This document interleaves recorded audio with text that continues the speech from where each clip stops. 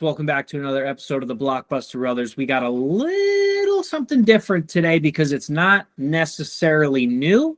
This show was made in 2023 called Frieren.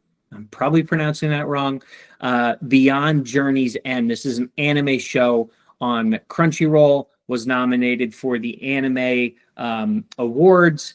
And I got to be honest, this is one of the best TV shows I've seen in a long time. This is not your typical anime in the sense that it is not a super action-packed fight every episode. Naruto, can never get that right. It's not a One Piece show. It's none of that. It is a very story-based, almost Lord of the Rings-esque feel to it.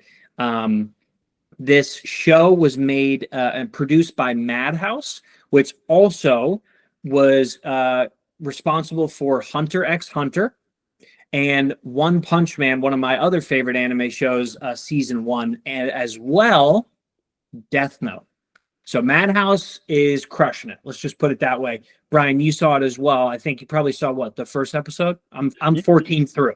Okay. A lot further than me, but just watched the first episode so far. But I'm definitely going to watch more. And two things really stuck out to me when I was watching this. First off, right off the bat, is just the tone of it. It's just very lighthearted. It's just with things that are more serious with other series that we've watched, which we'll talk about in another episode, Hell's Paradise. But in this series, it's just very lighthearted, very comical. But the thing that drew me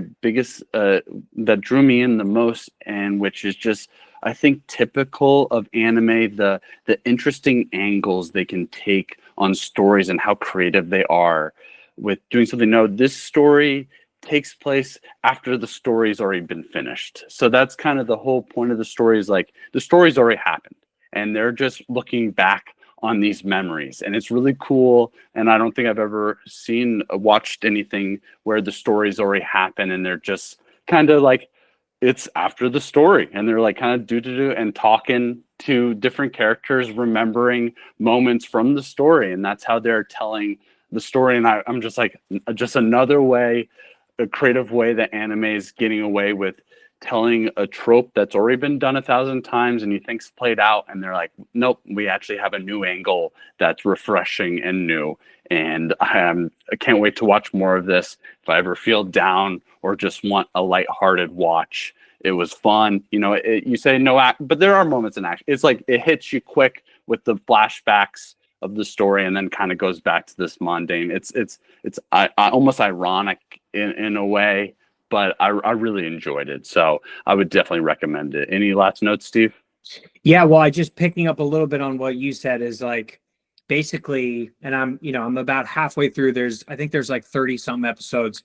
And basically what happens is, like Brian's talking about, the story's already done in the sense that these 4 warriors beat the Demon King, brought peace to the world, right? And then this is after, but throughout the show, because Frieren lives for so long and she's an elf, she has a way different perception of how time passes compared to everybody else. So it's kind of like part 2, and I'm sure it's leading up to another conflict with another big arch evil enemy. But the way that it intertwines their past journey mixed with her present, she adds a little bit of a crew to her, a new crew that is obviously will die before she will again. And it's kind of really about her understanding humanity, empathy, love, and figuring out how to be more human, because essentially she's not. She lives for thousands of years. So her whole perception of what reality is and what humans are is kind of yet to be learned. And that's a big part of her journey. But I would say Brian's right. It does have action, and they are in little spurts, and they sometimes on some of these episodes there's a lot, but it is, I think you nailed it. The tone, there's something so calming and interesting and intriguing about this show, which makes it very unique compared to other shows I've seen. Yeah, it's got a lot of elements to it. But last question, Stephen, before we leave. How many episodes and seasons does the show have so far? So we have 28. So there are In just 28 one episodes. season so far. Yes, and I don't know what the deal is because I haven't finished it, obviously, if there's a season two or maybe just the story ends. But I mean, look, and I'm not somebody to say like the numbers are dictating everything here and you should be following, whatever. This has 228,000 reviews on Crunchyroll, and the average rating is 4.9. That's Yeah. how good this show is and how much people love this show. So gotta be honest, it's a 10 out of 10 show for me. This is my probably top 15, top 10 anime show I've ever seen. I'm Wow. absolutely really loving it. So did a little bit something different here today, folks. We went a little bit back 2020, 23, but I think it's worth talking about because it is an exceptional piece of art. So shout out to Frieren and Beyond Journey's End. Thanks for joining us today on another episode of the Blockbuster Brothers. We appreciate you.